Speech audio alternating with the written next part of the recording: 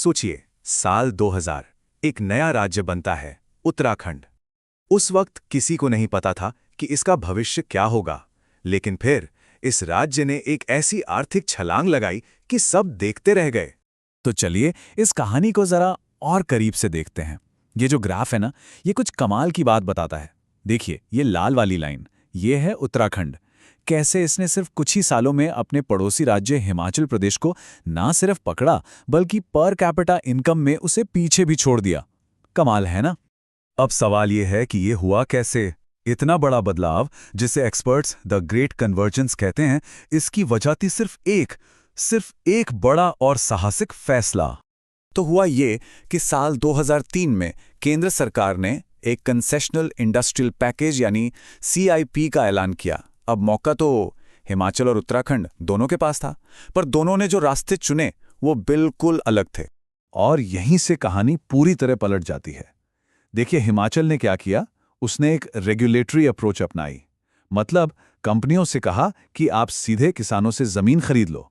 लेकिन उत्तराखंड ने एक बहुत बड़ा रिस्क लिया। उसने इंफ्रास्ट्रक्चर लेड अप्रोच अपनाई, यानी सरकार ने खुद SIDCUL जैसे बड़े प्लैंड इंडस्ट्रियल एरिया बनाए, वो भी मैदानी इलाकों में। और जानते हैं क्या हुआ? उत्तराखंड का ये दांव जबरदस्त कामयाब रहा। नतीजा ये हुआ कि दोनों राज्यों की इकोनॉमी में एक बहुत बड़ा गैप आ गया। ये जो नारंगी लाइन आसमान छू रही है ना, ये उत्तराखंड की GSDP है। देखिए कैसे इसने अपने पड़ोसी को बहुत पीछे छोड़ दिया। लेकिन हर कहानी के दो पहलू होते हैं। इस शानदार कामयाबी के पीछे एक स्याह सच भी छुपा था। एक ऐसा सच जिसने उत्तराखंड को अंदर ही अंदर दो हिस्सों में बांट दिया। ये आंकड़ा देखिए, 47%। साल 2024 तक उत्तराखंड की इकोनॉमी में इंडस्ट्री का हिस्सा लगभग आधा यानी 47% हो चुका था। मतलब कागजों पर तो उत्तराखंड एक इंडस्ट्रियल पावर हाउस बन गया था। पर सवाल ये है कि ये सारी दौलत, ये सारी तरक्की आखिर जा कहाँ रही थी?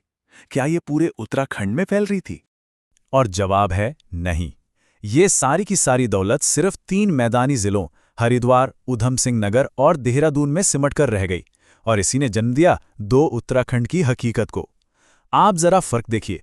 मैदानी हरिद्वार की पर कैपिटा इनकम है 3,62,000 रुपए से ज्यादा, और वहीं पहाड़ी रुद्रप्रयाग की सिर्फ 93,000। ये अंतर ही असली कहानी बताता है। अब जब दौलत एक जगह सिमट जाए तो दूसरी जगह संकट तो आएगा ही।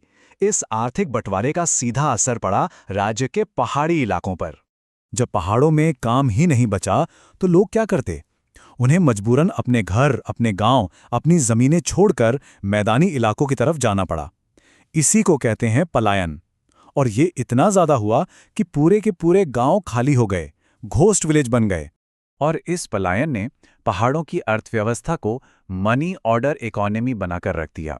मतलब गांव में जो परिवार रह गए हैं वो उन पैसों पर गुजारा कर रहे हैं जो उनके बच्चे या रिश्तेदार बाहर से शहरों से भेजते हैं। ये पैसा घर तो चलाता है, पर इससे गांव का विकास नहीं होता। तो कोई पहाड़ों में अपना काम धंधा क्यों नहीं शुरू कर पाता? इसकी 3 बड़ी वजह हैं, जिसे 3M क्राइसिस भी कहते हैं। पहला M है मार्केट, यानी बाजार तक पहुंच नहीं है।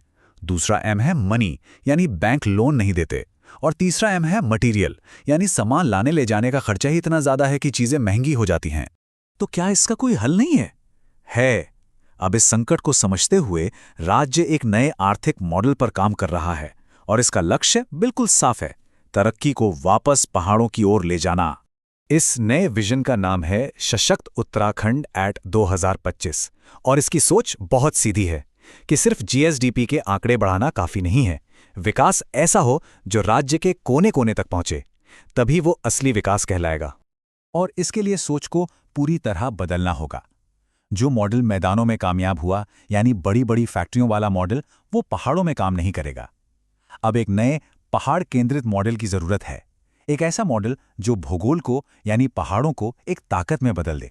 तो ये नया मॉडल कैसा होगा? इसमें जोर है high value low volume products पर। मतलब ऐसी चीजें जिनका वजन कम हो पर कीमत ज्यादा, जैसे खुशबू वाले तेल, केसर या फिर GI टैग वाली मुनस्यारी राजमा। इसके अलावा वेलनेस टूरिज्म और IT जैसी सेवाओं पर भी फोकस है। सरकार अब ग्रोथ सेंटर बना रही है और नई MSME पॉलिसी के तहत पहाड़ों में बिजनेस शुरू करने वालों को 40% तक की सब्सिडी भी दे रही है। यकीनन ये प्लान बहुत बड़ा है। इसका मकसद सिर्फ पैसा कमाना नहीं, बल्कि दशकों से हो रहे पलायन को रोकना है और एक ऐसा सशक्त उत्तराखंड बनाना है जो सच में सबके लिए हो। पर यह हमें एक बहुत अहम सवाल के साथ छोड़ जाता है।